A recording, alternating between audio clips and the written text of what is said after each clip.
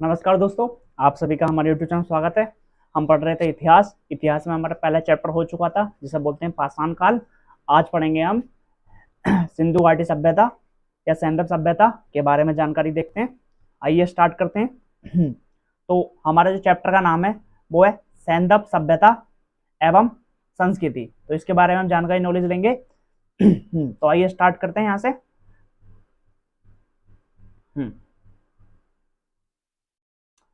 वो कह रहा है कि सैंधव सभ्यता के लिए साधारण 3 नामों का प्रयोग किया जाता है। कहने का मतलब ये है कि सैंधव सभ्यता को 3 नामों से जाना जाता है।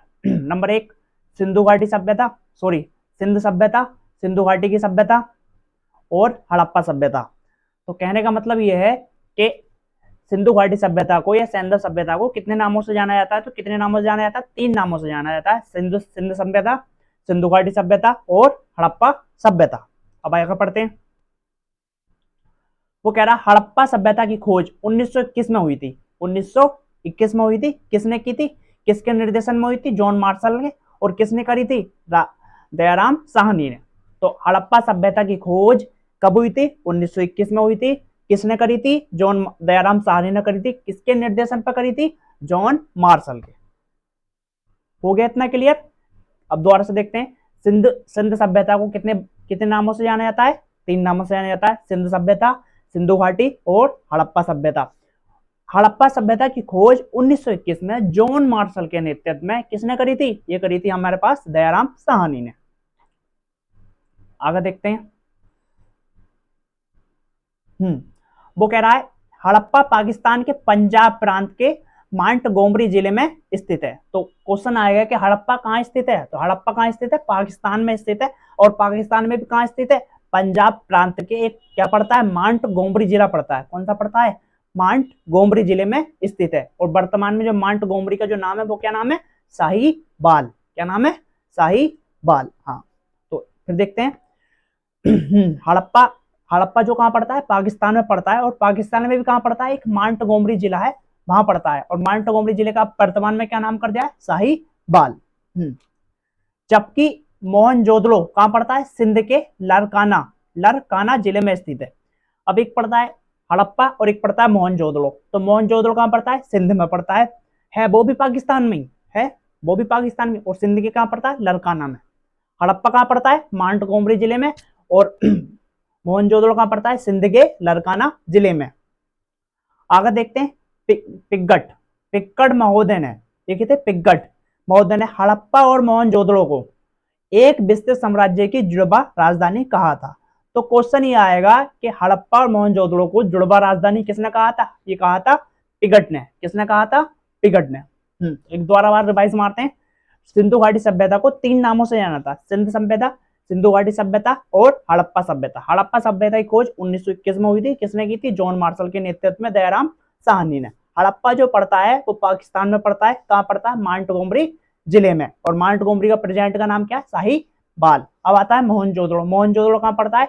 वो पड़ता है सिंध में। और सिंध में भी कहाँ पड़ता है? लरकाना जिले में। और एक पिक्कड़ महोदय थे जिन्होंने हड़प्पा और मोहनजोदड़ो क्या कहा था? जुड़वा राजधानी कहा था। आगे देखते हैं। हड़प्पा किस नदी के किनारे है? तो रावी नदी के बाएं तट पर है, बाएं तट पर है। जबकि मोहनजोदड़ो कहाँ है? सिंधु नदी के दाहिने तट पर है। तो क्वेश्चन ये बनेगा कि हड़प्पा किस नदी के किनारे है? तो हड़प्पा है रावी नदी के किनारे। और रावी नदी के कौन से तट पर है? वो बाएं तट पर है। और मोहनजोदड़ो किस नदी के किनारे? सिंधु नदी के किनारे। और सिंधु नदी के कौन से तट पर? दाहिने तट पर। हड़प्पा बाएं तट पर है रावी नदी के। और जो मोहनजोदड़ो वो कौन से? दाहिने तट पर है। किसके? सिंधु नदी के। हाँ, अब आगे देखते हैं। हाँ, जॉन मार्शल ने सर्वप्रथम इस सभ्यता को सिंधु सभ्यता का नाम दिया। तो क्वेश्चन आएगा कि सिंधु सभ्यता का नाम किसने दिया? तो किसने दिया? जॉन मार्शल ने। किसने दिया था? सर्वप्रथम। हाँ, रेडियो कार्बन। अब अगला देखते हैं। रेडियो कार्बन जैसी नवीन विश्लेषण पद्धति के द्वारा हड़प्पा सभ्यता की तिथि कितनी बताई गई थी? इतनी मानी जाती है। तो क्वेश्चन ये आएगा कि हड़प्पा सभ्यता की जो तिथि कितनी मांगी है? 2300 से 1700 ईसा पूर्व मानी जाती है। ईसा पूर्व का मतलब है ईसा मसीह के जन्म से पूर्व। ईसा पूर्व इसलिए बोलते हैं, एडी बीसी जो बोलते हैं। बीसी जो होता है बिफोर क्राइसिस। अब देखो जो सर्वाधिक मान्य तिथि है क्वेश्चन ये आएगा कि हड़प्पा जो सभ्यता है उसकी तिथि कितनी है, 2300 से लेके 1700 ईसा पूर्व, 2300 से लेके 1700 ईसा पूर्व, 2300 से लेके 1700 ईसा पूर्व। इस टाइप से आप याद करोगे तो याद हो जाएगा आपके। अब देखो लगभग 2300 से 1900 ईसा पूर्व ये सभ्यता अपने विकास की पराकाष्ठता पे थी। हाँ, इसका मतलब ये है कि सबसे उच्चतम सब विकास पर था इसका। कब था, 1900 से 2300 से 1900 ईसा पूर्व। यह सभ्यता मेसोपोटामिया तथा मिस्र की सभ्यताओं के समकालीन थी। तो क्वेश्चन ये बनेगा जो हड़प्पा सभ्यता थी यानी सिंधु घाटी सभ्यता थी तो किसके समकालीन थी, मेसोपोटामिया और मिस्र की सभ्यताओं के समकालीन थी। हाँ, अब आगे देखते हैं। विभिन्न विद्वानों के सैन्य सभ्यता की तिथि का निर्धारण किया है। अलग अलग विद्वान आए और अलग अलग ने अपनी अपनी वो दी, क्या बोलते हैं, अपनी अपनी राय दी कि भाई सिंधु घाटी सभ्यता की तिथि ये हो सकती है, ये सिंधु घाटी सभ्यता की ये हो सकती है। तो देखते हैं, पहले आए जॉन मार्शल। जॉन मार्शल ने क्या तिथि बताई कि 3250 से लेकर 2700 ईसा पूर्व तक। पर हमको जो याद रखनी है वो कौन सी याद करनी है, कार्बन डेटिंग वाली, जो C14 वाली जो बताई है वो बताइए 2300 ईसा पूर्व से 1700 ईसा पूर्व। ये हमको याद रखनी है सबसे ज्यादा, ये इनको भूल जाओ, सबसे ज्यादा हमको ये याद रखनी है कि हड़प्पा सभ्यता की जो तिथि है कितनी है, 2300 ईसा पूर्व से लेके 1700 ईसा पूर्व। किसने किसके द्वारा ये पता लगाया, कार्बन 14 के तहत। अगला देखते हैं अर्नेस्ट मेके। एक अर्नेस्ट मेके थे, उन्होंने बताई थी 2800 से लेके 2500 ईसा पूर्व। अब एक थे माधव स्वरूप वत्स। माधव स्वरूप वत्स, इनकी तिथि कितनी थी, 3500 ईसा पूर्व से लेके 2500 ईसा पूर्व। फिर आते हैं गैंड। गैंड की कितनी थी, 2350 से लेके 1700 ईस्वी तक। फिर आते हैं मार्टिमर हिलर, इनकी कितनी थी, 2500 से लेके 1700 ईसा पूर्व। ये थोड़ा करीब में पहुंच पाए हैं। और एक फेयर सर्विस थे, उनकी कितनी, 2000 से लेके 1500 ईसा पूर्व। तो अलग अलग विद्वान थे, अलग अलग तिथि थी। इतना फैक्चुअल याद नहीं करना है, बस हमको एक याद रखना है कि हड़प्पा सभ्यता की जो कार्बन 14 के तहत निकाली गई थी तिथि वो कितनी थी, 2300 ईसा पूर्व से लेके 1700 ईसा पूर्व। और यही ऑप्शन में पूछा जाता है ज्यादातर। आगे देखते हैं। अब तक इस सभ्यता के अवशेष जो इस सभ्यता के पाकिस्तान से मिले हैं, पंजाब में मिले हैं, सिंध में मिले हैं, बलूचिस्तान में मिले हैं और भारत में पंजाब, ठीक है। ये जो है ना अवशेष पाकिस्तान में मिले हैं, पाकिस्तान के पंजाब में, सिंध में, बलूचिस्तान में, और भारत में कहां से मिले हैं, पंजाब में मिले हैं, गुजरात से मिले हैं, राजस्थान से, हरियाणा से, पश्चिमी उत्तर प्रदेश और जम्मू कश्मीर और पश्चिमी महाराष्ट्र में पाए जा चुके हैं। तो कहने का मतलब है, अगर क्वेश्चन ये आवे कि ये बताओ सिंधु घाटी सभ्यता के जो अवशेष हैं केवल भारत में मिले हैं, नहीं, तो भारत और पाकिस्तान दोनों में मिले। इस सभ्यता का सर्वाधिक, इस सभ्यता का जो लिख रहा है, इस सभ्यता का सर्वाधिक पश्चिमी पुरास्थल कौन सा था, पश्चिमी कौन सा था, सूत का गैंडोर, कौन सा था, सूत का कैंडोर। हाँ, और पूर्वी पुरस्थल कौन सा था, आलमगीरपुर जो पड़ता है उत्तर प्रदेश में। और एक था मांडा, मांडा पड़ता है हमारे पास उत्तर में। और दक्षिणी पुरस्थल कौन सा था, ये था दैमाबाद में। तो कहने का मतलब ये है कि आप इस टाइप से बना सकते हैं इसको। मैं बना के दे रहा हूं आपको। एक अलग नोटबुक में साइड में बना लेना। है ही बना दे रहा हूं मैं। देखो, देखो इस टाइप से बना लेना आप। इधर हमारे पास ईस्ट होता है, ये वेस्ट होता है, ये नॉर्थ होता है और ये होता है हमारे पास साउथ। तो ईस्ट में जो पड़ता है हमारे पास पूर्वी जो है वो है आलमगीर। क्या है, आलमगीर। कहां पड़ता है, ये यूपी में पड़ता है। इस टाइप से नॉर्थ। और उत्तर में क्या है हमारे पास, मांडा। क्या है, मांडा। ये कहां पड़ता है हमारे पास, ये पड़ता है जम्मू एंड कश्मीर में। और वेस्ट में आता है हमारे पास पश्चिम। पश्चिम में क्या है हमारे पास, सूत का गैंडोर, यहां लिख देते हैं, सूत का गैंडोर।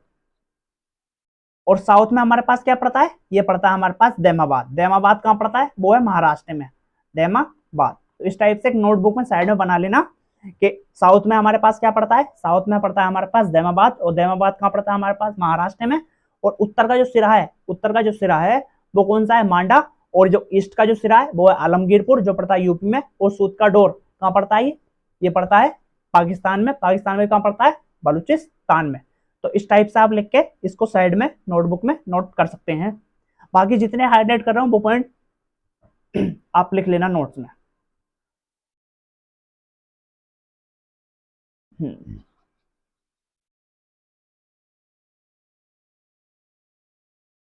हाँ, तो हम पहुंच चुके हैं यहां तक। यहां तक आ गए। इसका आकार कैसा है? त्रिभुजाकार है। तो क्वेश्चन बनेगा कि सिंधु घाटी सभ्यता का आकार क्या होता है? त्रिभुजाकार है तथा वर्तमान में लगभग 13 वर्ग किलोमीटर तक फैला हुआ था। 13 लाख किलोमीटर स्क्वायर तक ये फैला हुआ था। आइए आगे देखते हैं अब। हम्म प्राप्त साक्ष्यों से ज्ञात हुआ है कि मोहनजोदड़ो की जनसंख्या एक मिश्रित प्रजाति की थी। कहने का मतलब है कि उसकी जो जनसंख्या थी कौन सी थी? मिश्रित प्रजाति थी। उसमें कम से कम, यानी कि मतलब प्रजाति पाई जाती, जैसे प्रोटो पाया जाता था, अल्पाइन था, और भूमध्य सागरीय थे, और काकेशियन थे। तो कौन सी प्रजाति पाई जाती थी? 4।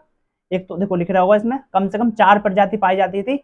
नंबर 1 बोलता प्रोटो, दूसरा क्या ऑस्ट्रेलाइड, और तीसरा क्या भूमध्य सागरीय, और चौथा क्या अल्पाइन। सॉरी, पहला प्रोटो, प्रोटो ऑस्ट्रेलाइड जिसको बोलते हैं काकेशियन भी बोलते हैं, भूमध्य सागरीय, अल्पाइन, और दूसरा क्या मंगोलाइड। ये 4 प्रजातियां पाई जाती हैं। तो कहने का मतलब है जो मोहनजोदड़ो की जनसंख्या थी, अगर एमसीक्यू में ये बना कथन में कि मोहनजोदड़ो के में केवल एक प्रकार की प्रजाति पाई जाती थी, तो नहीं, उसमें कितने प्रकार की? कम से कम 4 प्रजाति पाई जाती है। पहले को बोलते हैं काकेशियन, भूमध्य सागरीय, अल्पाइन और मंगोलाइड। क्वेश्चन है कि मोहनजोदड़ो के निवासी, वेरी वेरी मोस्ट इंपोर्टेंट है ये फैक्ट, मोहनजोदड़ो के निवासी जो अधिकांश थे कौन से थे? भूमध्य सागरीय प्रजाति के थे। कौन से प्रजाति के थे? भूमध्य सागरीय प्रजाति के थे। हम्म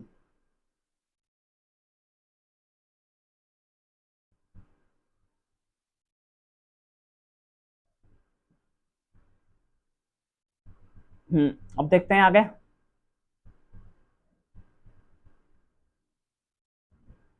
हाँ, सिंधु सभ्यता के संस्थापकों के संबंध में विचार करो। विद्वानों के विचार। डॉक्टर अब क्वेश्चन ये आएगा कि भैया अलग अलग के सिंधु घाटी सभ्यता का निर्माण कैसे हुआ। यानी कुछ कहते हैं, और एक है डॉक्टर लक्ष्मण स्वरूप। कौन है? डॉक्टर लक्ष्मण स्वरूप। उन्होंने बताया कि आर्यों ने इसका निर्माण करा था। किसने करा था? आर्यों ने इसका निर्माण करा था।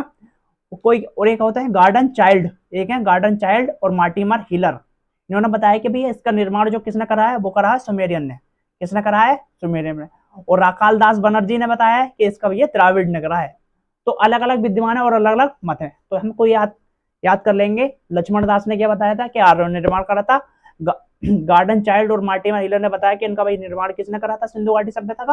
वो सुमेरियन ने करा था। और राखाल दास बनर्जी थे, उनका निर्माण किसने करा था? वो करा था द्राविड़ ने। तो आगे देखते हैं। सिंधु घाटी सिंधु घाटी के जिन नगरों की खुदाई की गई, सिंधु घाटी में जो खुदाई गई, निम्नलिखित में से निम्नलिखित वर्गों में वर्गीत किया गया है। निम्नलिखित तो छूट रहा है क्या इधर? हाँ निम्नलिखित वर्गों में वर्गीत किया है। पहला है केंद्रीय नगर, तटीय नगर और पत्तन नगर। जो सिंधु घाटी के सभ्यता थे उसमें निम्नलिखित नगरों को विभाजित किया गया, जिसमें थे केंद्रीय नगर थे, और तटीय नगर थे, और एक पत्तन नगर थे, और अन्य नगर और कस्बे थे। हड़प्पा के टीले या हड़प्पा के टीले या ध्वंसावशेषों के विषय में सर्वप्रथम जानकारी 1826 में चार्ल्स मेसन ने दी। तो क्वेश्चन ये बनेगा जो हड़प्पा के टीले हैं सर्वप्रथम जानकारी किसने दी थी? तो किसने दी थी? चार्ल्स मेसन ने दी थी। किसने दी थी?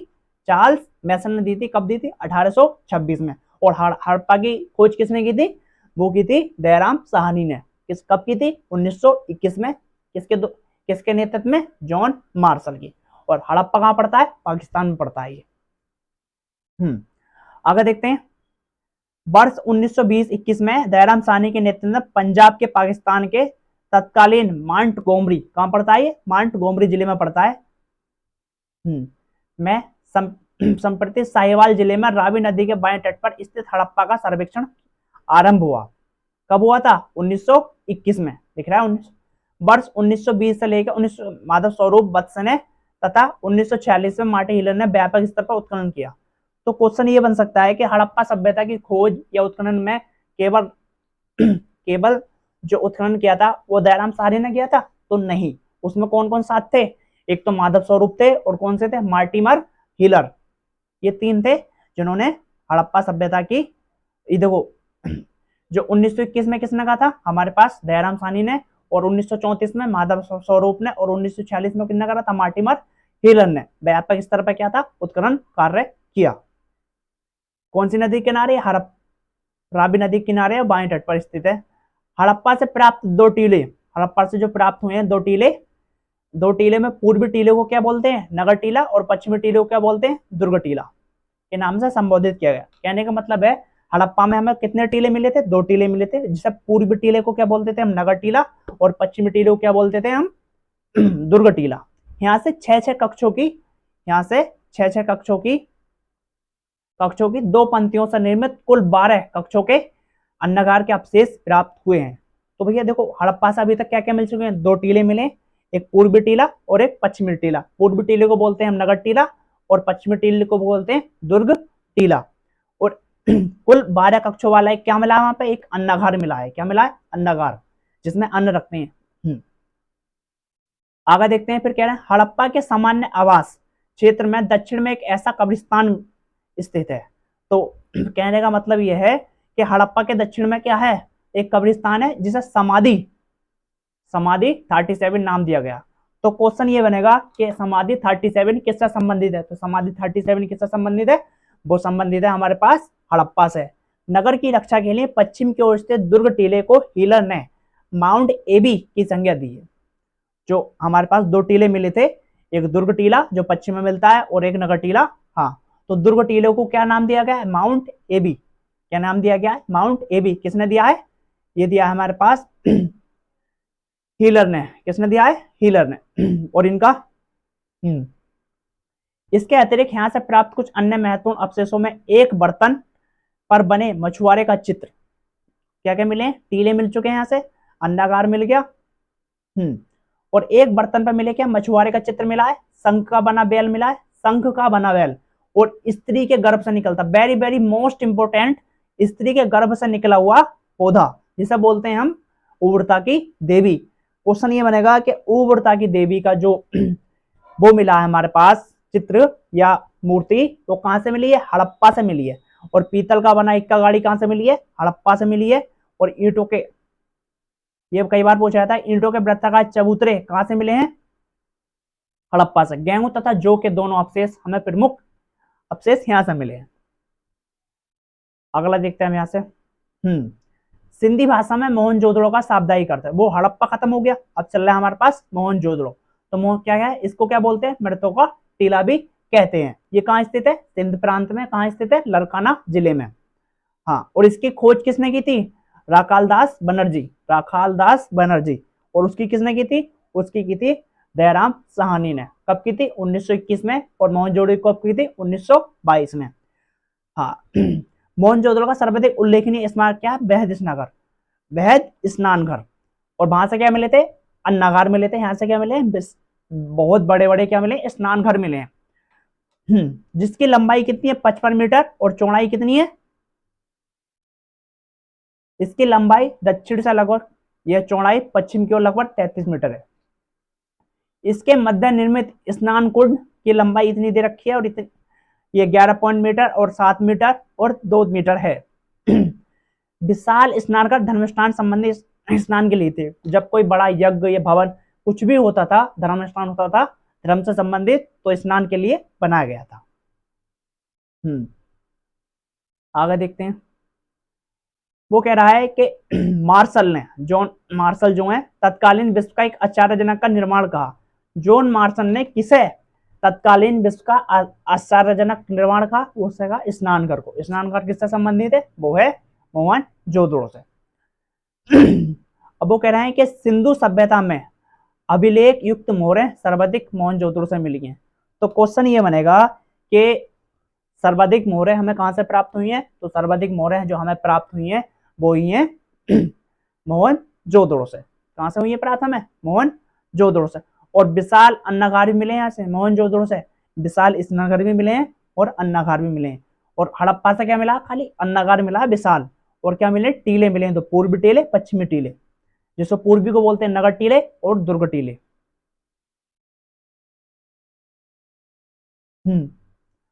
जो 45.7 मीटर लंबा और 22.86 मीटर चौड़ा है। बृहदेशनगर के उत्तर पूर्व में यह 70.1 मल्टीप्लाई 23.7 मीटर के आकार का एक विशाल भवन के अवशेष मिले हैं। इतना इंपॉर्टेंट नहीं है।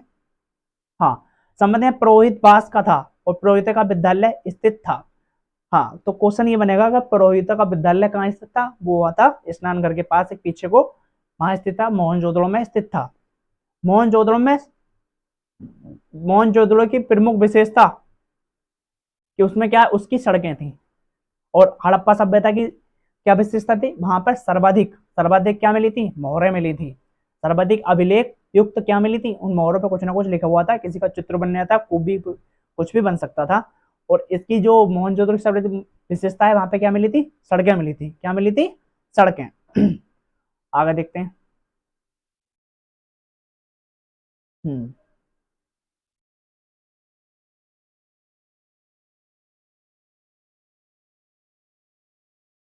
हम्म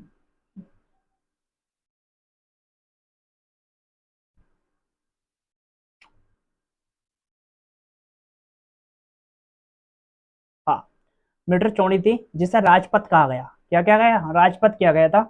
अब देखते हैं। सड़कें सीधी सड़कें सीधी दिशा में एक दूसरे को समकोण पर काटती थी। कहने का मतलब यह है कि जो मोहनजोदड़ो में सड़कें मिली थी, वो ऑप्शन बनेगा न्यून कोण पर काटती थी, अधिक कोण पर काटती थी, 90 डिग्री पर काटती थी, या 60 डिग्री पे काटती थी। तो कितनी डिग्री? समकोण कितने डिग्री पर बनता है? 90 डिग्री पर बनता है।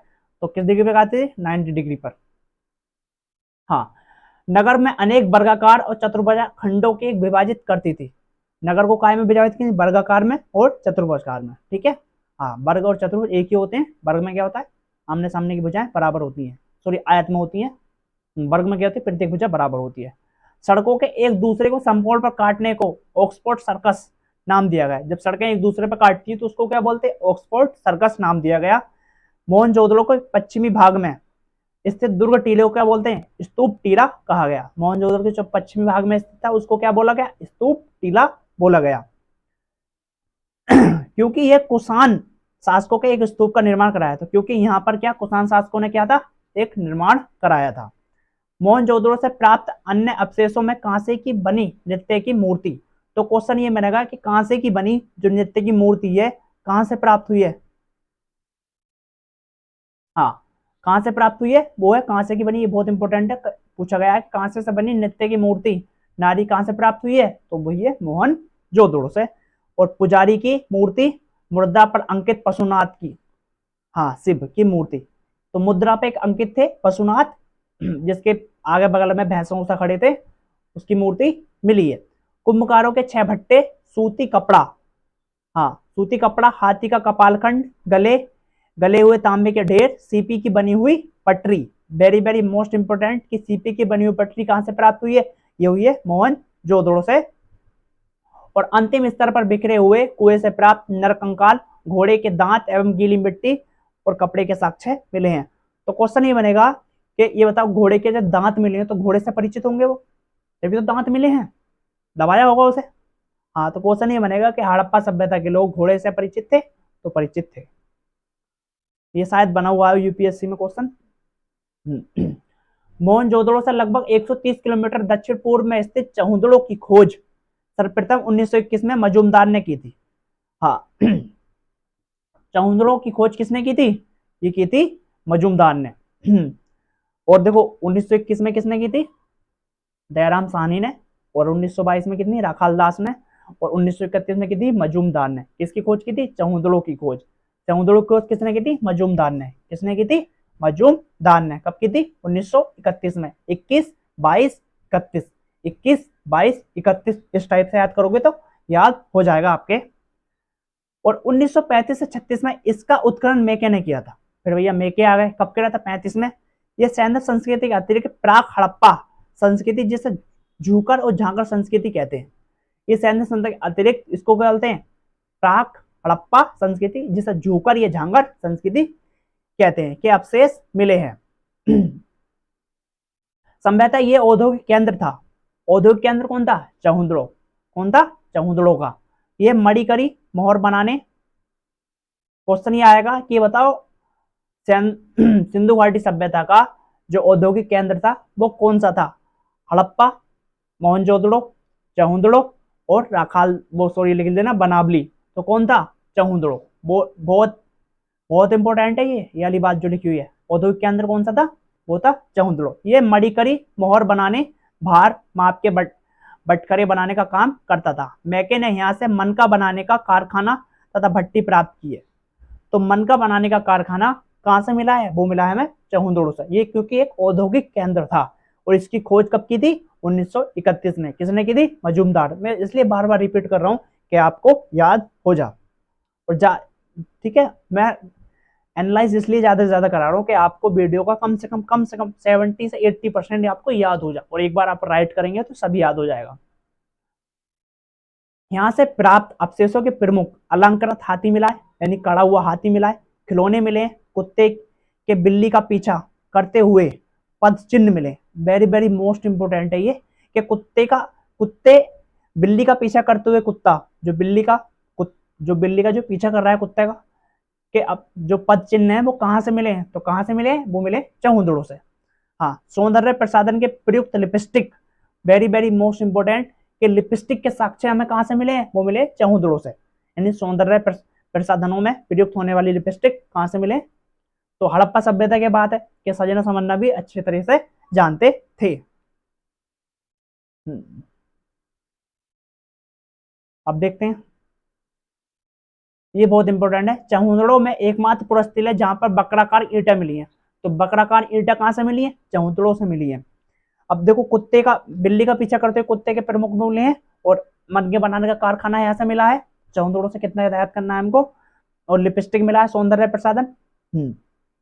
और यहाँ से क्या है? एक भी दुर्ग नहीं मिला है। क्या मिला है? एक भी दुर्ग नहीं मिला है। और इसकी खोज कब की थी? 1931 में। किसने की थी? मजूमदार ने। अब आते हैं गुजरात में अहमदाबाद जिले में भोगमा नदी के तट पर स्थित लोथल। लोथल कहाँ पड़ता है? गुजरात में। गुजरात में भी कहाँ पड़ता है? अहमदाबाद में। और अहमदाबाद में किस नदी के किनारे पड़ता है? वो पड़ता है भोगबा नदी के। लोथल क्या है? आज तक भोग रहा है। लोथल क्या है? आज तक भोग रहा है। लोथल आज तक भोग रहा है। तो इस टाइप से आप याद कर सकते हो, तो कनेक्ट करके। हाँ, इसकी जो खोज की थी किसने की थी? राव ने की थी। किसने की थी? राव ने। पहले किसने की थी? दयाराम साहनी ने। फिर किसने? ठीक है, राखाल दास, फिर मजूमदार, और कौन है? SR राव। खाली राव याद रख लेना। राव ने किस चीज की खोज की थी? लोथल की। ठीक है। लोथल जो है सागर तट पर स्थित यह एक स्थल पश्चिमी एशिया के व्यापार के लिए एक प्रमुख बंदरगाह था। क्या था? एक बंदरगाह। लोथल क्या था? एक बंदरगाह था, जहां से क्या होता था? व्यापार होता था। मिस्र के लोगों से या मेसोपोटामिया के लोगों से वहां से व्यापार होता था। हम्म नगर योजना एवं अन्य भौतिक वस्तुओं के आधार पर लोथल एक लघु हड़प्पा एवं लघु मोहनजोदड़ो के नगर प्रतीत होता था। तो ऐसा क्वेश्चन बनेगा कि लघु हड़प्पा या लघु मोहनजोदड़ो नगर किसे कहते हैं? तो किसे कहते हैं? लोथल को कहते हैं, क्योंकि व्यापारिक केंद्र था। यहीं से क्या होता था? सब जगह का व्यापार होता था। और ये किस नदी किनारे? भोगमा नदी किनारे। इसकी खोज किसने की थी? राव ने की थी। SR राव। किसने की थी? SR राव। और ये कहाँ पड़ता है? गुजरात में पड़ता है। यहाँ के सब फारस की मुद्रा, सील, पक्के रंगे हुए पात्र प्राप्त हुए हैं। लोथल में गढ़ी तथा नगर दोनों एक रक्षा प्राचीर से घिरे थे। लोथल की सबसे प्रमुख विशेषता जहाजों की डाकयार्ड। हाँ, जहाजों की गोदी यानी डाकयार्ड। ये कहाँ मिला है? हमें डाकयार्ड मिला है। जहाजों की गोदी कहाँ से मिली है? कहने का मतलब है डाकयार्ड हमें कहाँ मिला है? लोथल में मिला है। ठीक है, जहां पर जहाज खड़े होते हैं उसकी जगह। यहाँ से यहाँ से प्राप्त अन्य महत्वपूर्ण अवशेष जैसे धान, चावल, बहुत इंपॉर्टेंट है, चावल मिले और बाजरे के साक्ष्य मिले। फारस की मोर, घोड़े के लघु मूर्तियां और 3 युगल समाधियां। वेरी वेरी मोस्ट इंपोर्टेंट, 3 युगल समाधियां, यानी 3 जोड़ों को दफनाने के साक्ष्य कहां से मिले? हमें लोथल से मिले। लोथल से क्या क्या इंपॉर्टेंट है?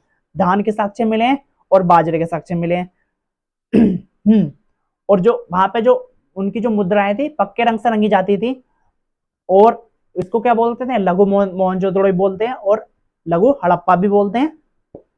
हाँ, और 3 जोड़ों को एक साथ दफनाने के साक्ष्य भी यहीं से मिले हैं। और यहाँ से डाकयार्ड भी मिला है, और इसकी खोज किसने की थी? वो राव ने की थी। कब? हाँ। और किस नदी के किनारे है? भोगवा नदी के किनारे। और लोथल कहाँ पड़ता है? गुजरात में पड़ता है। ऐसे अगला देखेंगे अब। हाँ, कालीबंगा। अब आते हैं कालीबंगा। कालीबंगा कहाँ पड़ता है? राजस्थान में पड़ता है, और वो भी कहाँ पड़ता है? हनुमानगढ़ में। एक मिनट, ये हम्म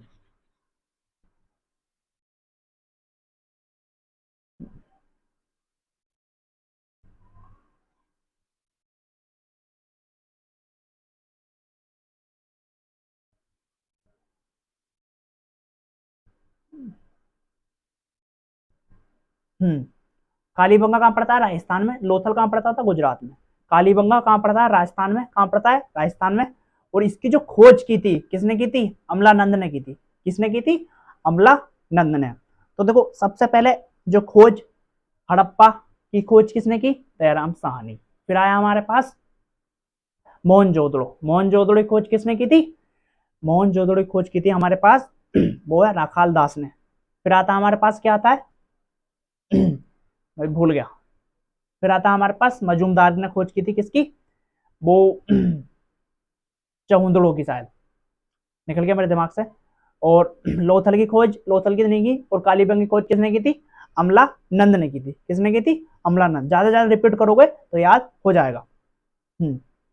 1921 में बीबी लाल एवं बी के थापर ने उत्खनन ने आरंभ किया। तो इसका उत्खनन किसने किया था? बीबी लाल ने और बीबी बी के थापर ने।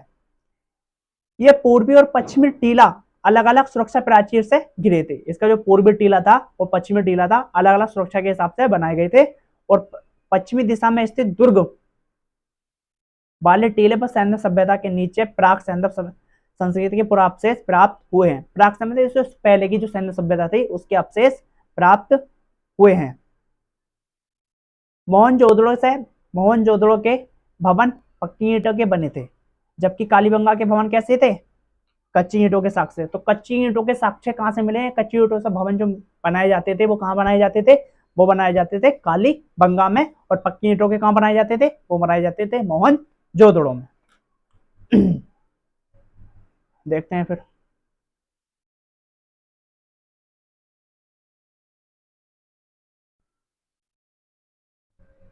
हम्म ये पढ़ाया था शायद किसी ने।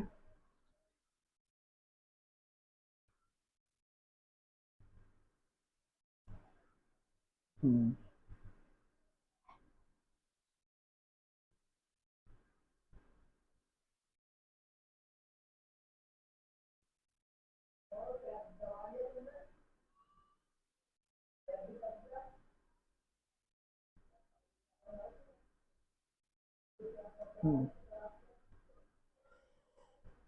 हम्म और यहाँ पर पक्की ईंटों का जो प्रयोग होता था, नालियां, कुआं और स्नानघर बनाने के लिए किया गया था। यहाँ से जुते हुए खेत के साक्ष्य मिले हैं। तो जुते हुए से खेत के साक्ष्य सब, कई बार ये पूछा जाता है कि जुते हुए खेत के जो साक्ष्य मिले कहाँ से मिले? कालीबंगा से। कालीबंगा कहाँ पड़ता है हमारे पास? राजस्थान में पड़ता है। और इसकी जो खोज की थी, किसने की थी? अमलानंद ने की थी। और यहाँ के लोग पक्की ईंटों से परिचित थे। तो परिचित थे क्योंकि यहाँ पे गर्मी को देखते हुए यहाँ पे जो घर बनाए जाते थे वो कच्ची ईंटों के बनाए जाते थे। और जो नालियां जो बनाते थे, जो पानी से रिलेटेड जो कार्य थे उसमें बनाने के लिए काय का प्रयोग करते थे? पक्की ईंटों का प्रयोग करते थे। और जिसकी जुताई आड़ी तिरछी की जाती थी। आड़ी तिरछी कहने का मतलब है ऐसे जुताई नहीं करते थे, ऐसे कर दी, ऐसे कर दी, ऐसे कर दी। इस टाइप से क्या करते थे वहां के लोग? जुताई करते थे। मोहनजोदड़ो एवं हड़प्पा के समान यहाँ दो टीले मिले हैं। मोहनजोदड़ो में मिले हैं टीले, हड़प्पा में मिले हैं टीले, और कहाँ मिले हैं? कालीबंगा में भी मिले हैं, जो सुरक्षित दीवारों से घिरे थे। पूर्व की ओर स्थित बड़ा टीला, जबकि पश्चिम की ओर स्थित छोटा टीला मिला है। पश्चिमी टीले को कालीबंगम प्रथम बोलते हैं, जो भूकंप आने का साक्ष्य मिला है। यहाँ से भूकंप आने के साक्ष्य मिले। तो भूकंप आने के साक्ष्य कहाँ से मिले? ये मिले हैं कालीबंगा से। दुर्ग एवं गढ़ी वाले टीले के दक्षिणी अर्धभाग में 5 या 6 कच्ची ईंटों के चबूतरे मिले। तो कच्ची ईंटों के चबूतरे कहाँ से मिले? हमें मोहनजोदड़ो से मिले हैं और यहाँ से मिले हैं। एक चबूतरे पर अग्निकुंड, कुआं एवं पक्की ईंटों का बना एक आयताकार गर्त मिला है। तो पक्की ईंटों का बना आयताकार गर्त कहां से मिला है? ये मिला है हमें कालीबंगा से, जिसमें पशुओं की हड्डियां थी। दूसरे चबूतरे पर 7 अग्निकुंड मिले हैं। कितने मिले हैं? 7। यहाँ पे 6 चबूतरे मिले थे। पहला चबूतरे पे क्या मिला था? पशुओं की हड्डी। दूसरे पे क्या मिला था? अग्निकुंड या वेदिकाएं एक पत्ती में बनी थी। यहाँ से सैल खड़ी एवं मिट्टी की मोहर के टुकड़े मिले थे। तो कहने का मतलब है कि जो हड़प्पा सभ्यता की जो मोहरें थी काय की बनाई जाती थी? सैल खड़ी की बनाई जाती थी। अब आता है एक धोलावीरा। धोलावीरा बहुत इंपॉर्टेंट है। कहाँ पड़ता है? गुजरात में। लोथल कहाँ पड़ता है? गुजरात में। कौन सी नदी के किनारे? भोगवा नदी के। और ये रन से अवस्थित है। सर्वप्रथम इसकी जो खोज है किसने की थी? जेपी जोशी ने की थी। किसने की थी? जेपी जोशी ने की थी।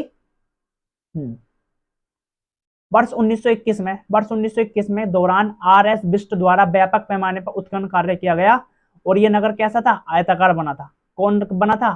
धोलावीरा। और हमारी सिंधु घाटी सभ्यता की आकृति कैसी है? त्रिभुजाकार। और धोलावीरा कैसा बना है? आयताकार। इस नगर के 3 भागों में किला, मध्यनगर, निचला भाग विभाजित किया गया था। यहाँ से एक विशाल के जलाशय मिला है और यहाँ के निवासी उन्नत जल प्रबंधन के व्यवस्थित परिचित थे। जो कालीबंगा के थे वो कच्ची ईंटों से बनाते थे घर, और यहाँ तो जो लोग थे जल का प्रबंधन बहुत अच्छी तरह जानते थे, जिसके वजह से वहां पर खेती करना बहुत आसान हो जाता था। क्योंकि जब वर्षा होती थी तो वर्षा ऋतु में वहां के जल को क्या कर लेते? संचय कर लेते, और ग्रीष्म ऋतु में उसका फसल में प्रयोग करते थे। यहाँ से हड़प्पा लिपि के बड़े आकार के 10 शिलालेख मिले हैं। तो शिलालेख कहाँ से मिले हैं? ये मिले हैं हमारे पास धोलावीरा से। अब आते हैं सुरकोटदा। तो सुरकोटदा कहाँ मिला? गुजरात से। तो देखो, गुजरात से लोथल हो गया, धोलावीरा हो गया और सुरकोटदा हो गया। कच्छ जिले में स्थित है। ये नगर में 2 दुर्गीकृत भागों, गढ़ी एवं आवास क्षेत्र में विभाजित था। ये नगर कितने 2 विभाजित था। यहाँ से कब्रिस्तान से कलश समाधान के साक्ष्य मिले। कब्रिस्तान से कलश समाधान के साक्ष्य मिले। कब्रिस्तान से जो कलश समाधान के साक्ष्य मिले, यानी कलश में दबाते थे आदमियों को, जैसे अस्थियां उसकी। हाँ, और यहाँ से घोड़े की हड्डियों के भी कुछ साक्ष्य मिले हैं। क्या मिले हैं? घोड़ों की हड्डियों के कुछ साक्ष्य भी मिले हैं। आगे देखते हैं। दैमाबाद जो है, दैमाबाद महाराष्ट्र के अहमदनगर जिले में पवरा नदी के किनारे, बाएं किनारे पर स्थित है। दैमाबाद कहाँ पड़ता है? महाराष्ट्र में। और कौन सी नदी है? पवरा। दैमाबाद से क्या होता है? दम निकल गया किसका? पवरा का। दम निकल गया पवरा का, यानी पवन का पवरा। इस टाइप से लिंक कर सकते हो। दैमाबाद किस नदी किनारे? पवरा नदी के किनारे है। और हड़प्पा किस नदी के किनारे है? रावी नदी के। वो भी बाएं तट पे और ये भी बाएं तट पे है।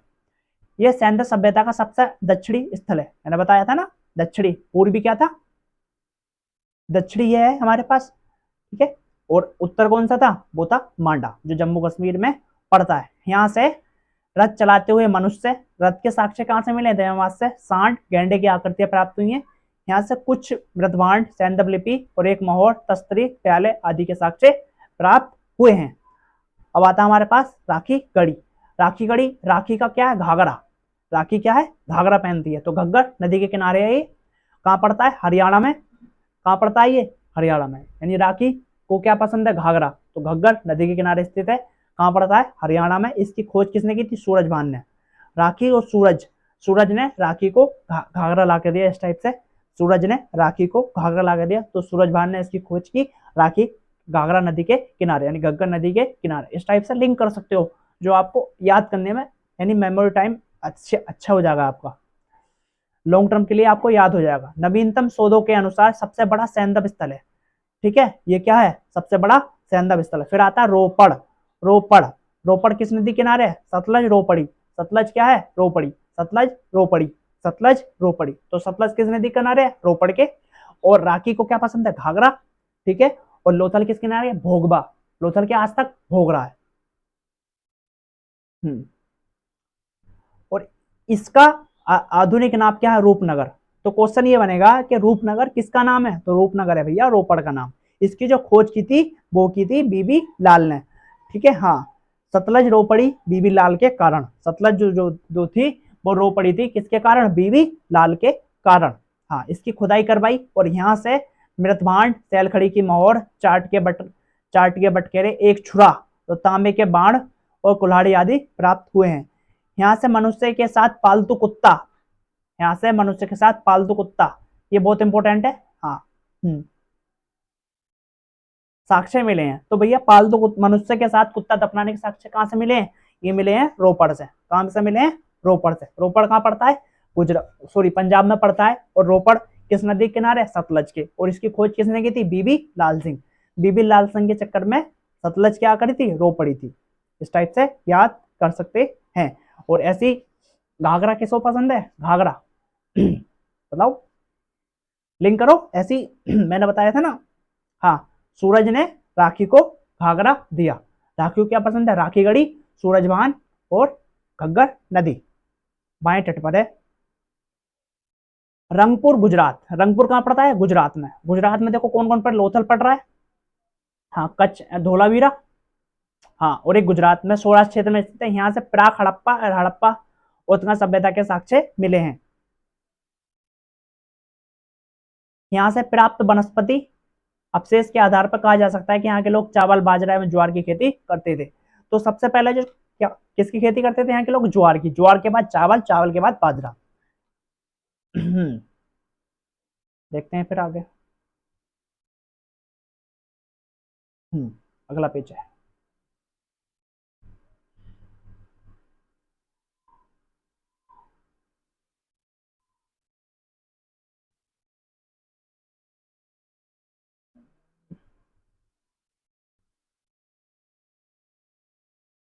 अब देखो, सैद्य सभ्यता किस नदी के कौन से किनारे? देखो हड़प्पा मैंने बताया था। हड़प्पा किस नदी के? रावी किनारे के। मोहनजोदड़ो कौन से किनारे के? सिंधु के। काली, काली कौन सी नदी के किनारे? घग्गर नदी के। लोथर क्या है? भोगरा है। रोपड़ी कौन? सतलज। मांडा, मांडा किस नदी के किनारे है? देवाबाद के। ठीक है। पवन का क्या निकल गया? दम। तो देवाबाद किनारे है। आलमगीरपुर किस किनारे? हिडन नदी के किनारे है। सूत का गैंडोर किस किनारे? दास्त, ये कई बार पूछा जाता है। और भगवानपुरा किसके नदी किनारे? वो है सरस्वती के किनारे। तो ऐसे आप याद कर सकते हैं लिंक करके। हाँ, आलमगीर आता है। आलमगीर जो पड़ता है उत्तर प्रदेश में पड़ता है। ये क्या है हमारे पास? हाँ, ये सबसे पश्चिम, वो सॉरी, उत्तरी जिला है, वो पूर्वी जिला है। और जो है हिडन नदी के किनारे है। आलमगीर को कौन सी नदी के किनारे? हिडन है। यहाँ से खुदाई के मृदभांड मन के मिले हैं। कुछ बर्तनों पर त्रिभुज, मोर, गिलहरी आदि की चित्रकारी मिलती है। अब आता है एक हुलास। क्या आता है? हुलास। आलमगीरपुर हुलास उत्तर प्रदेश के सहारनपुर जिले में स्थित है। हुलास कहाँ स्थित है? यूपी के सहारनपुर जिले में। यहाँ से, ठीक है, कांचली मिट्टी, कांचली मिट्टी के मन के चूड़ियां, खिलौने और गाड़ी आदि मिले हैं। सैंदव लिपियुक्त का ठप्पा का भी साक्ष्य मिला है। तो कहने का मतलब है जो लिपियुक्त ठप्पा लगाते थे कहां से मिला है? वो मिला है हुलास से। हुलास कहां पड़ता है? यूपी में पड़ता है। दैसलपुर से एक रक्षा प्राचीर मिला है। क्या मिला है? दैसलपुर से क्या मिला है? एक रक्षा। अब आता है सूत का कैंडोर। सूत का कैंडोर पड़ता है पाकिस्तान में पड़ता है। वो कहां पड़ता है? वो बलूचिस्तान में। कौन सी नदी के किनारे? दास्त नदी के किनारे है ये। इसकी खोज, इसकी खोज किसने की थी? स्टीन ने की थी। आर एल स्टीन ने की थी। इसकी खोज किसने की थी? आर एल स्टीन ने की थी।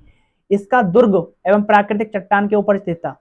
इसका जो दुर्ग था यानी किला था, वो प्राकृतिक चट्टान के ऊपर स्थित था। प्राकृतिक चट्टान किसको बोलते हैं? आग्नेय चट्टान को। यहाँ से मृदभांड एवं तार निर्मित बाण, निर्मित ब्लेड के टुकड़े, तिकोने टिकेरे, ठीकरे और मिट्टी की चूड़ियों के अवशेष मिले हैं। सूतका को, सूत का इंडोर के पूर्व में स्थित था। सूत का खो जो था, सूत का इंडोर के पूर्व में स्थित था। इसकी जो खोज थी वो किसने की थी? डेल्स ने की थी। ठीक है। हाँ, को की खोज किसने की थी? डेल्स ने की थी। अब देखते हैं इसके आधार पर, इसके आधार पर सूत का कैंडोर जैसे ही है। बलूचिस्तान के दक्षिण में स्थित पट्टी पर बालाकोट एक बंदरगाह के रूप में कार्य करता है। तो भैया देखो, हमें बंदरगाह कहां से मिला है? एक लोथल से मिला और एक कहां से मिला है? बालाकोट का एक बंदरगाह के रूप में कार्य करता है। बालाकोट एक कहां पड़ता है? बलूचिस्तान में पड़ता है। तो दो जगह से हमें बंदरगाह मिल चुके हैं अब तक। हाँ, यहाँ से हड़प्पा एवं पूर्व हड़प्पा कालीन अवशेष प्राप्त हुए हैं। इसकी नगर योजना सुनियोजित थी। भवनों के निर्माण कच्ची ईंटों से, और कच्ची ईंटों से का एक और होते थे, लेकिन कमेंट में बताना कहाँ और होते थे। जबकि नालियों का निर्माण पक्की ईंटों से करते थे, वो थे कालीबंगा से प्रयोग किया जाता था। यहाँ से सर्प श्रमित उद्योग, सीप उद्योग था। तो सबसे समृद्ध जो उद्योग था यहाँ पे वो क्या था? सीप था, सीप उद्योग था। यहाँ से हजारों की संख्या में सीप के बनी चूड़ियों के टुकड़े मिलते हैं। तो कहाँ से मिलते हैं ये मिलते हैं बालाकोट से। अब आता है बनावली, बहुत बहुत इंपॉर्टेंट। बनावली कहाँ पड़ता है? हरियाणा में पड़ता है ये, ठीक है। और इसकी खोज किसने की थी? बिस्ट ने की थी। किसने की थी? बिस्ट ने। बना बना कौन रहा है? बिस्ट। बना कौन रहा है? बिस्ट। हाँ, उस संस्कृति के तीन स्तर प्रकाश में आए हैं: प्राक सैंदव, विकसित सैंदव और उत्तर सैंदव।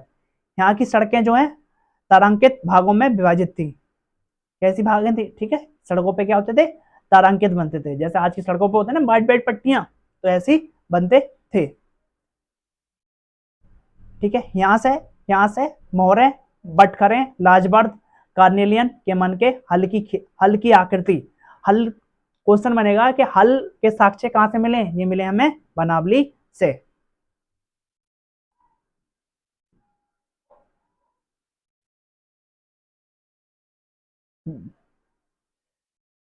एक मिनट, ये रफ कर दूंगा।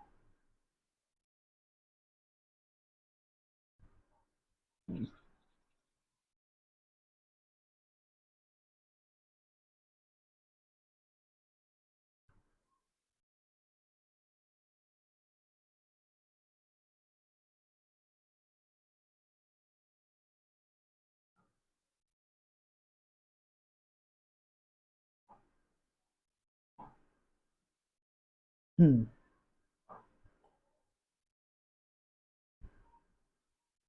हम्म खिलौने, तांबे के बाण आदि साक्ष्य मिले हैं। भगवानपुरा कहाँ पड़ता है? हरियाणा में पड़ता है, के कुरुक्षेत्र जिले में सरस्वती नदी के दक्षिणी किनारे पे स्थित है। भगवानपुरा किस नदी के? भगवान। भगवान कौन है? सरस्वती। भगवान सरस्वती कौन है? भगवान है। ठीक है, इस टाइप से याद करते हो। इसकी जो खोज है किसने की थी? पी जोशी ने की थी। हाँ, यहाँ से प्राप्त प्रमुख अवशेषों से सफेद, काले एवं आसमानी रंग की कांच की चूड़ियां मिली हैं। तो कांच की चूड़ियां अधिक कलर में कहां से मिली हैं? तो मिली है भगवानपुर से, पूरा से सॉरी। तांबे की चूड़ियां और कांच की मिट्टी के चित्र बन के भी यहाँ से प्राप्त हुए हैं। अब आता है हमारे पास मांडा। मांडा कहाँ पड़ता है? जम्मू कश्मीर में। मांडा कहाँ पड़ता है? जम्मू कश्मीर। कौन सी? और जम्मू कश्मीर कौन सी नदी बहती है? चेनाब। और दक्षिणी किनारे पर स्थित था। 1982 में जेपी जोशी ने इसकी खोज की थी। मांडा की खोज किसने की थी? जेपी जोशी प्लस मधुबाला ने की थी। उत्खनन से यहाँ 3 सांस्कृतिक स्तर प्राप्त हुए हैं। और जैसे प्राक सैंधव, विकसित सैंधव, उत्तरकालीन सैंधव। यहाँ से मिट्टी के ठीकरे, हड्डी के नुकीले बाण, चार्ट ब्लेड, कांस्य निर्मित और पेचदार पिन तथा आदि अधूरी मोहर अवशेष प्राप्त हुए। अब उत्तर प्रदेश के बागपत जिले में बारोड तहसील के सनोली नामक उत्पन्न परिस्थल से 125 मानव समाधान के प्राप्त हुए हैं। तो 125 जो मानव के जो शव हैं, यानी दफनाने के साक्ष्य मिले हैं, वो कहां से मिले हैं?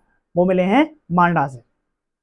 जिनकी दशा उत्तर से क्या थे? दक्षिण में। कैसे दफनाते थे? उत्तर से दक्षिण में। ठीक है, इस टाइप से यहाँ पे ये उत्तर है। उत्तर में कैसा होता था? ये इस टाइप से दफनाते थे। टांगे कहाँ होती थी? उत्तर की तरफ। मिस्र की सभ्यता का विकास नील नदी के दोड़ी में हुआ था। मिस्र की सभ्यता का विकास हुआ था कौन सी नदी में? नील नदी में। और मिस्र को नील नदी का क्या कहते हैं? उपहार कहा जाता है, क्योंकि इस नदी में इस अभाव में भूभाग रेगिस्तान होता। अगर ये नदी नहीं होती तो यहाँ पे क्या होता? रेगिस्तान होता। सुमेरियन सभ्यता के लोग प्राचीन विश्व के प्रथम लिपि आविष्कर्ता हैं। तो प्रथम लिपि की खोज किसने की थी? वो की थी, लिपि की खोज किसने की थी? वो है सुमेरियन लोगों ने। खुदाई से प्राप्त बहुसंख्यक नारी मूर्तियों के अनुमान लगाया जा सकता है कि सैन्य सभ्यता मात्र सत्तात्मक थी। यानी कहने का मतलब है कि औरतों को वहां पे उच्च दर्जा दिया गया था। यानी कहने का मतलब यहाँ पर औरतों की पूजा की जाती थी। जैसे देवी का चित्र मिला था, यहाँ से टूंडी से एक पेड़ निकल रहा था जिसको बोलते हैं ओबरा की देवी। सैंधव लोग शाकाहारी तथा मांसाहारी दोनों प्रकार के भोजन करते थे। यहाँ के लोग शाकाहारी भी थे और मांसाहारी भी थे। ये नहीं कि उनके वस्त्र कैसे थे? ऊनी और सूती दोनों प्रकार के होते थे। कंठहार, कर्णफूल, कड़ा, भुजंगबंद, अंगूठी, हथली, करनी आदि आभूषण पहनते थे। नौसारों से स्त्रियों के मांग में सिंदूर के परमाणु मिलते हैं। तो कहने का मतलब है, जब सिंदूर लगाते थे तो हिंदू प्रचलन ज्यादा था। हिंदू धर्म के सुहाग का प्रतीक होता है, तो हिंदू प्रचलन वहां पे ज्यादा था। और यहाँ का जो प्रसिद्ध खेल था वो था पासा। क्या था? पासा, जो इस टाइप से फेंकते हैं, पासा। क्या खेल था? पासा। यहाँ के लोग क्या खेलते थे ज्यादा? पासा खेलते थे। सिंधु सभ्यता के लोगों के मुख्य खाद्यान्न क्या थे? गेहूं और जौ थे। तो सबसे पहला खाद्यान्न क्या था? जौ था। और रंगपुर से धान की भूसी।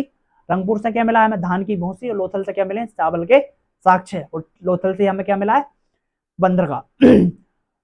लोथल के वृत्ताकार चक्की के दो पार्ट मिले। लोथल से क्या मिले? वृत्ताकार चक्की मिली है। सूती वस्त्रों के अवशेषों से यह निष्कर्ष निकलता है कि यहाँ के निवासी कपास उगाना जानते थे। तो कपास से परिचित थे। हाँ, सर्वप्रथम सैंधव निवासियों ने कपास की खेती का प्रारंभ किया था। सर्वप्रथम किसने किया था? सैंधव निवासियों ने। भारत कपास में यूनान। भारत जो है, भारत से कपास यूनान गई, जिसे यूनानी हिडन ने नाम से पुकारते थे। भारत कपास जो है कहाँ से, भारत से कहाँ गई थी? यूनान, जिसे यूनानी कहते हैं हिडन के नाम से जानते थे। भारत कपास की खेती का प्रारंभ 3000 ईसा पूर्व में किया। तो भारत, ठीक है। हाँ, जबकि मिस्र में इस खेती की शुरुआत कब हुई थी? 2500 ईसा पूर्व। तो पुरानी कौन सी है? ये पुरानी है। लगभग शुरू हुई। हड़प्पा, मोहनजोदड़ो और कालीबंगा सूतकोटता स्थलों से कुबड़दार ऊंट के साक्ष्य मिले। कहाँ से मिले? हड़प्पा से मिले, मोहनजोदड़ो से मिले, कालीबंगा से मिले, और कहाँ से मिले? सूरकोटदा से मिले। हाँ, सूरकोटदा, लोथल, कालीबंगा से क्या मिले? घोड़े की मूर्तियां मिली हैं। क्या मिली हैं? घोड़े की मूर्तियां, हड्डियां, जबड़े आदि के अवशेष भी प्राप्त हुए हैं। सिंधु सभ्यता का प्रमुख उद्योग वस्त्र उद्योग था। तो सिंधु घाटी के जो सभ्यता के लोग थे, ज्यादा जो प्रमुख उद्योग था उनका क्या था? वो था वस्त्र उद्योग। मोहनजोदड़ो के से तांबे के दो उपकरणों से लिपटा हुआ सूती धागा और कपड़ा प्राप्त हुआ है। कहाँ से प्राप्त हुआ है? मोहनजोदड़ो से। हाँ, लोथल तथा चौंतड़ो से मनके के बनाने का कार्य होता था। लोथल तथा बालाकोट से सीप उद्योग मिला है। लोथल और बालाकोट से क्या मिला है? सीप उद्योग। और लोथल से क्या मिला है? चावल। और लोथल में क्या मिला है? बंदरगाह।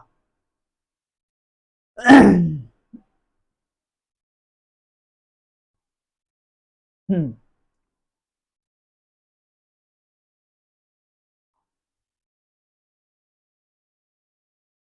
हम्म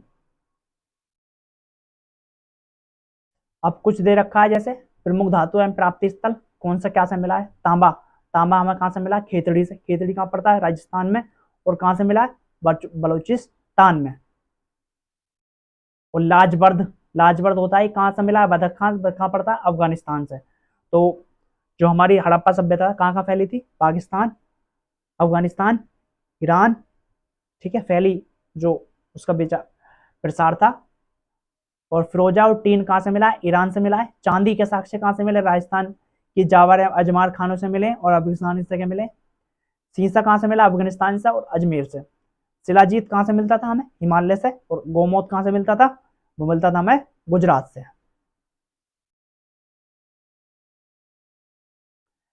सैंधव निवासियों का आंतरिक एवं बाह्य व्यापार। सैंधव जो निवासी थे उनका आंतरिक व्यापार उन्नत अवस्था में था।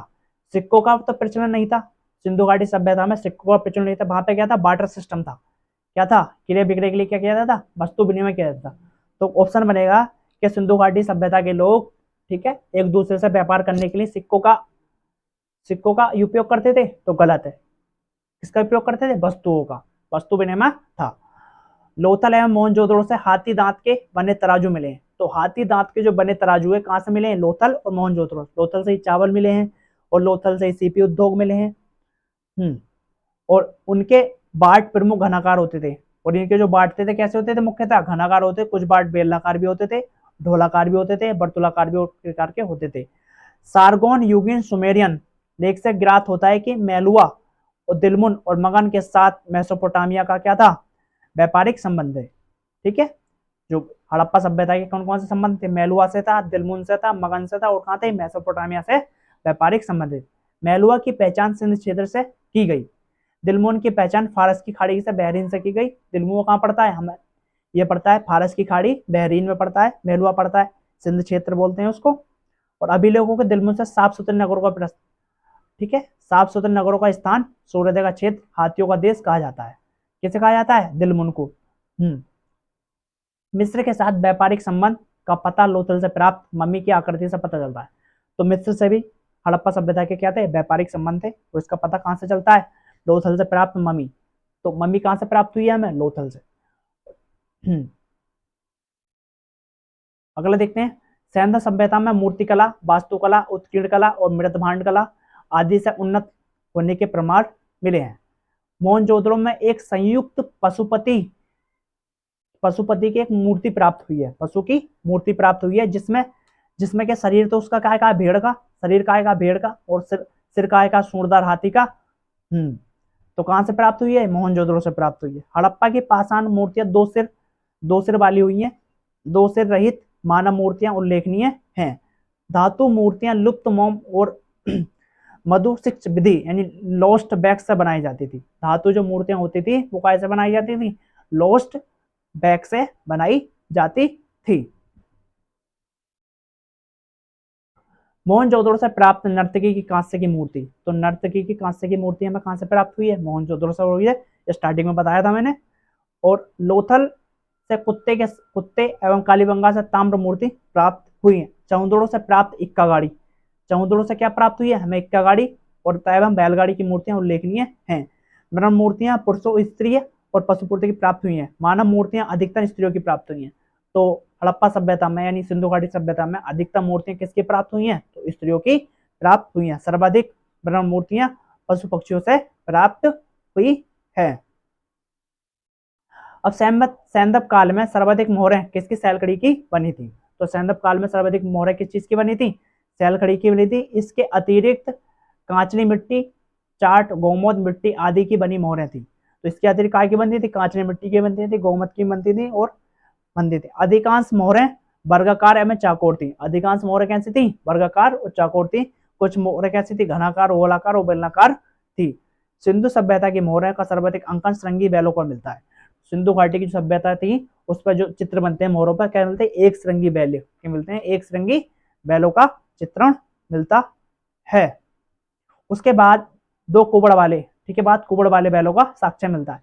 ये बहुत इंपॉर्टेंट है। पशुपति का प्रमाण कहां से मिलता है? मोहनजोदड़ो से मिलता है, एक मोहर से, जिस पर योगी की आकृति बनी है। जिस पर काय की बनी है? योगी की आकृति बनी है। और उस योगी की, इस योगी के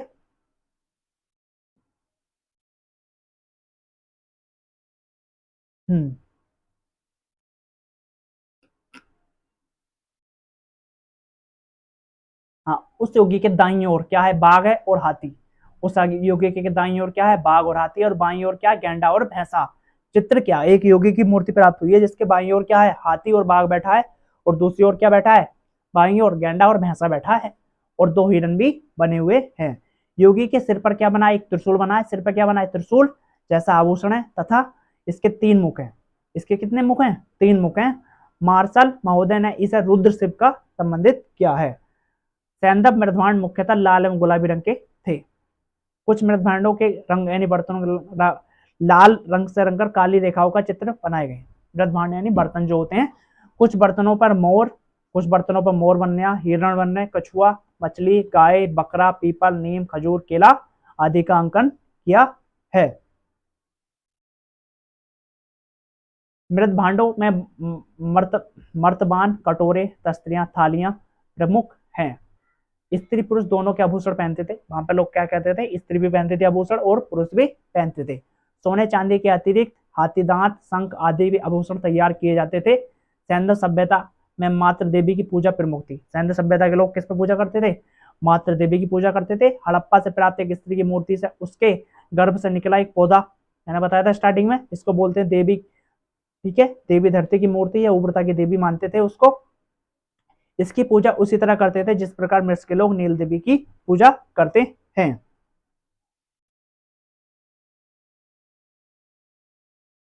हाँ, मृत देवी एवं शिव की पूजा के अतिरिक्त सैंधव निवासी पशुओं की भी पूजा करते थे, पक्षियों की पूजा करते थे, वृक्षों की पूजा करते थे।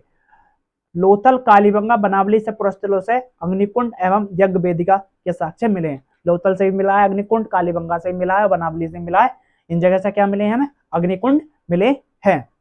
अब देखो, उत्तर एवं दक्षिण दिशा में शव दफनाने की प्रथा प्रचलित थी। उत्तर एवं कहां थी? उत्तर एवं दक्षिण दिशा में। तो उत्तर में कौन कौन से वो पड़ते हैं? मैंने बताया था आपको। किंतु इसके अपवाद भी मिले हैं।